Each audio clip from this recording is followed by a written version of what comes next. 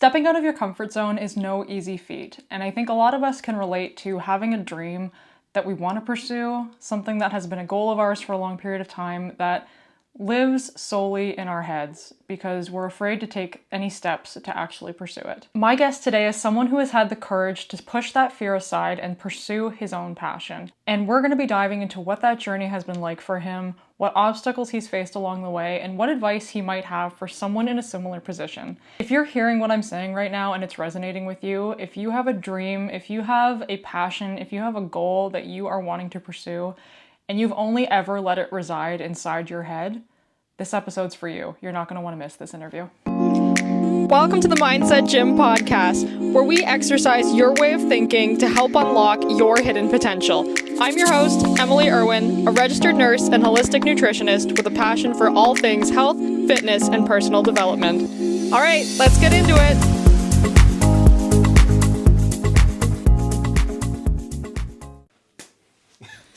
Welcome back to the Mindset Gym podcast. We are doing something a little new today. I have my first in-person interview.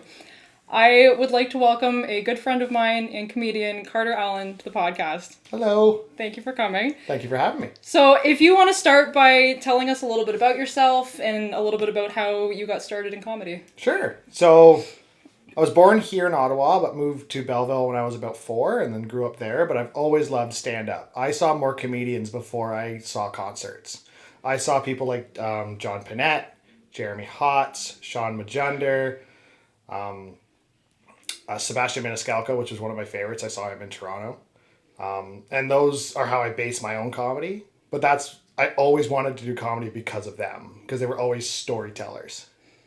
And they talked about what was happening in their own lives. That's awesome. Did you always know it was something that you were going to want to pursue? Oh, always. Yeah. Always. One of my main jokes that I know you've heard, which is about my twin sister, I've had that joke locked for years, and I always said if I ever did stand-up comedy, that would be like my opening joke.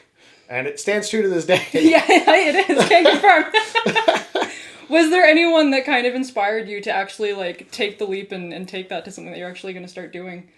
Yes and no. Back in August of 24, my father had a stroke. And it kind of really sunk into a lot of us that our time is not very long here. And I always loved comedy. And then somebody I was playing baseball with was an amateur stand-up comedy. Shout out to Will. Will Reynolds, sorry to be precise. And he kept asking me to come do it because we were always bantering. And I kept saying no till finally I just stopped saying no. Yeah. So he got me onto my first show in Kingston at Daft Brewery, and I haven't looked back since. That's awesome. I feel like it's such a useful thing sometimes when there's like really big life-changing moments that make you kind of reconsider how much time you have. Like I found I've kind of had that same reconsidering with my job a lot because I see just how short life is. Yeah. Well, you've heard some of my jokes about my health. A lot of that came from after the stroke, and I went to go get myself checked. Yeah. Because I'm only 29, but at the same time, you don't know what's happening inside your body if you're not feeling it. No, exactly. And especially when we're young, it's something that I think people take for granted, that you just are in good health and you don't have to do anything. And it's not something you have to worry about until suddenly it is. So exactly. It's good that you took those steps to like start doing something about it before you actually needed to. Did you find that when you got started doing stand-up for the first time, there were any obstacles to you doing that?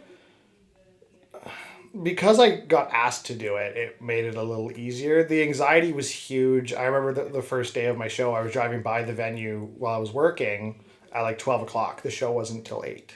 And I was a wreck for 8 hours.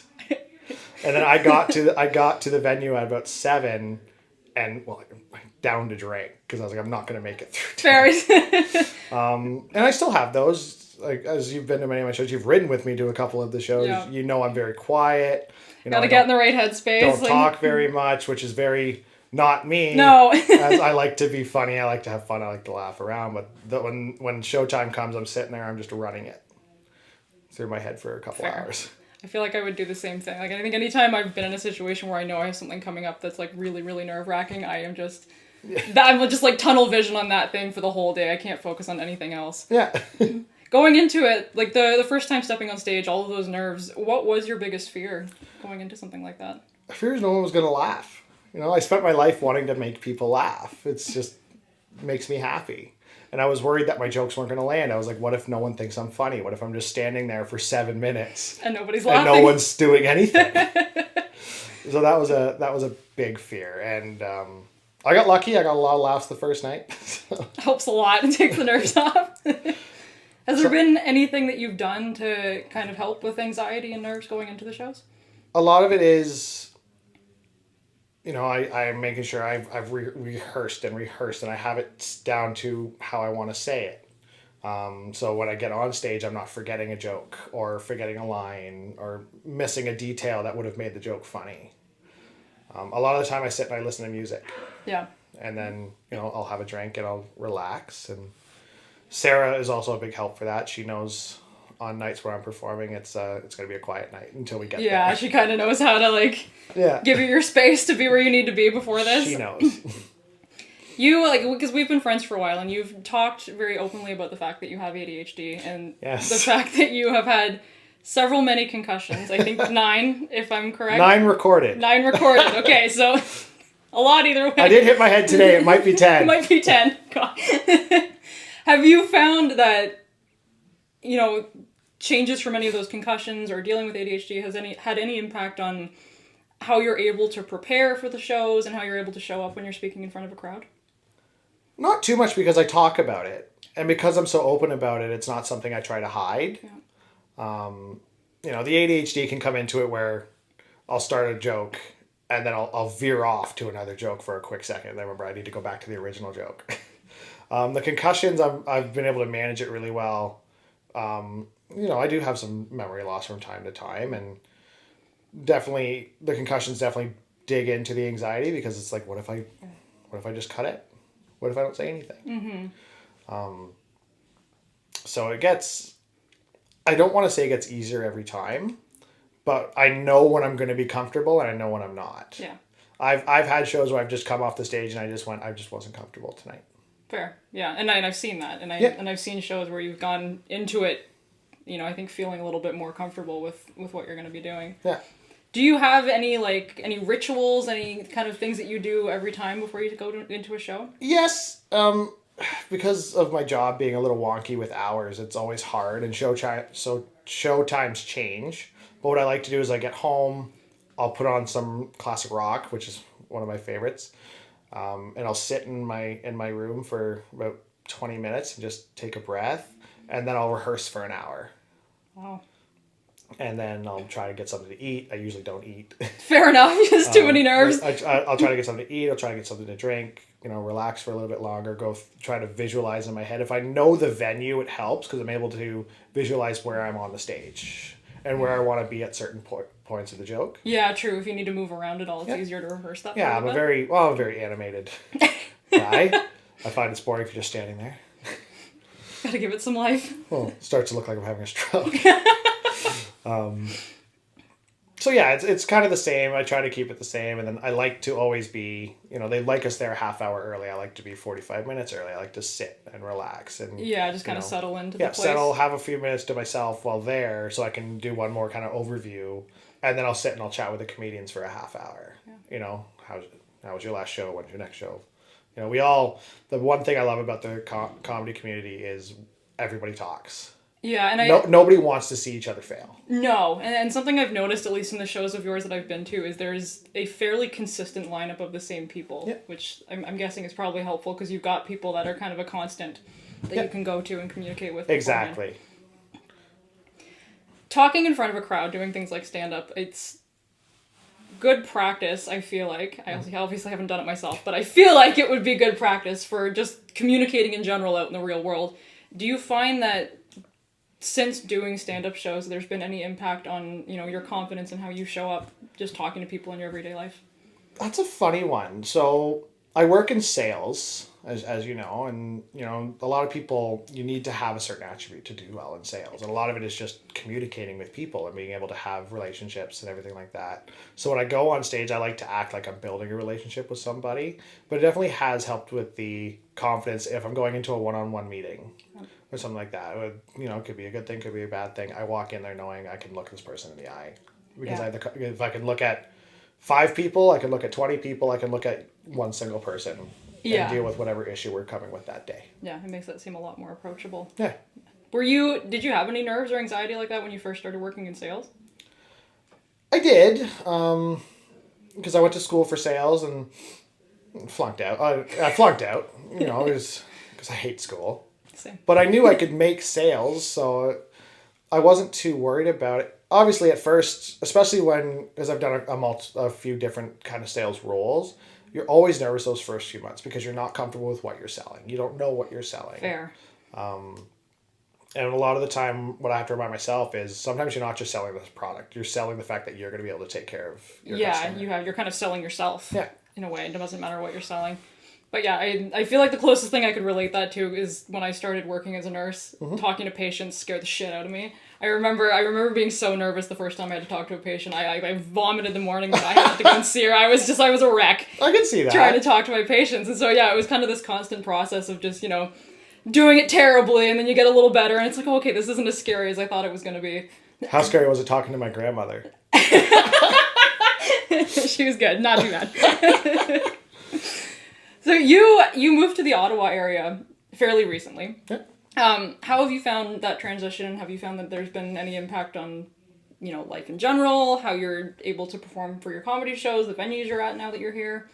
The comedy's been a little more difficult because in Kingston I only performed at one place. Yeah. And the place was always packed. So you knew you were going to get some laughs. Yeah, there's a consistency that you were... Here I've performed at a couple different ones, and you don't know what the crowd's going to be like. And that's the problem. When you get a really small crowd... It's hit or miss. It's very hit or miss. I've told one joke one week, and it hits, and the next week, and it's kind of, ooh... And, that shakes my nerves every time. Fair, yeah. Understand. But I try to walk in there going, I'm always hoping we all, as comedians, hope there's going to be more people. Because it is terrifying to try to tell one person to laugh. Fair, yeah. I would imagine, the smaller the audience gets, the more nerve-wracking it gets. Exactly, which is partly why, I always invite friends and family to come. It's like, okay, it's someone for me to talk to, someone for me to look at, someone to just help calm. Yeah. And that's what some people always ask, do you get nervous doing this in front of your friends? No. I've told bad jokes my whole life. I'm a Leafs fan, for Christ's sake. It's familiar doing it in front of people It's familiar to be a disappointment. Yeah. Oh, Jesus. If there was someone watching who has a passion, has a dream, has something that they're wanting to pursue, but they've been way too scared to take that first step, what advice would you have for them? Why should we just go Shia LaBeouf on it? Just do it. Do the research. Make a plan. See if you have any connections. Life's all about connections. I would not be where I am today in comedy or in work or just in life if you don't know, if you're not using the connections you have. Some people say it's unfair. I say it's unfair not to use them. Fair, yeah. If you have them, yeah, but take advantage of it. The worst thing that can happen is it doesn't work out the way you think it's going to. Yes. I've had many ventures where things have failed. You pick yourself up. Cry a little bit. Just a little bit. Yeah, same. And then you go out and try again. Yeah. And you know what not to do next time. Exactly. That's I think a necessary part of the process. Closest thing I could relate it to was, I've talked about it before on this show, but doing this podcast period was a very new thing. And it was just kind of like you said, you just do it. And you fuck it up and you figure it out, and then you do it a little less shitty the next time around. And that's just kind of how it is. You're never going to be perfect going into it the first time around. You and I have talked about this privately, and you've also talked about it publicly. You can't be afraid to fail. No, because if you're exactly. not, if you get it right the first time, it's not right. No, exactly. But you don't know that it's not right. No. What do you think is the biggest misconception that people have about stepping out of their comfort zone and trying something new? I think a lot of people think that if it doesn't work out the first time, it's going to be a lot worse. Like riding a bike. Learn to ride on the grass. Try to have, a comfortable place to do it. Yeah. If you fail, it's not that bad. No, exactly. And number one thing that I like to is learn to laugh at yourself a little bit. You're gonna fail. Yeah. This is life. Yeah, exactly. Laugh about it. Laugh about it. Yeah, you gotta take it lightly when those failures come, because otherwise they can just kind of crush your spirit, and it's too easy to just kind of, I'm done with this. Yeah. I'm not gonna do it again. Well, quite a few years ago, before I knew you and Sarah and everybody, I went through a time where I wasn't my best self. where I don't consider myself being a good person at that time. And, I look back at it now, and sometimes I get sad, being like, why was I acting the way I'm acting? Yeah. And then I laugh because I go, it was so freaking stupid how I was acting. Yeah. Like, no wonder everyone was pissed at me. I was being dumb. But if you don't acknowledge that, you can't move on from it. No, exactly. And if you can't be willing to look at it that way, you can't learn anything from it. Because I felt the same about, who I was at certain periods of my life, and I didn't feel super great about the way that I showed up and treated other people and just was in my day-to-day life. And, you try to have a sense of humor about it and take it kind of lightly for what it is, and also, remind yourself that you did the best you could with what you had at the time. Yes, take the lessons. Exactly, yeah. Look at us now. Look at us now! It gets better, guys! It gets much better. In the words from The Office, it gets better, but vastly more complicated. That it does. Please don't report us for that one. Please don't. I can't. I can't afford no copyright strikes copyright, on this nonsense. Carter, where can people find you if they want to find you? You can find me on TikTok, Facebook, Instagram, and YouTube, all under Carter Allen Comedy. Got it. You heard it. I'm going to put it in the video. Follow him. Thanks, guys. Carter, thank you Always. for coming on the show. And thank you for tuning in. I will catch you later this week. Bye, guys. Hey, thanks for listening to the show. If you like the episode, don't forget to like, subscribe, leave a review, or share the show with a friend. Your support helps the show reach even more incredible people just like you. Thanks again for tuning in, and I'll catch you next time at the Mindset Gym.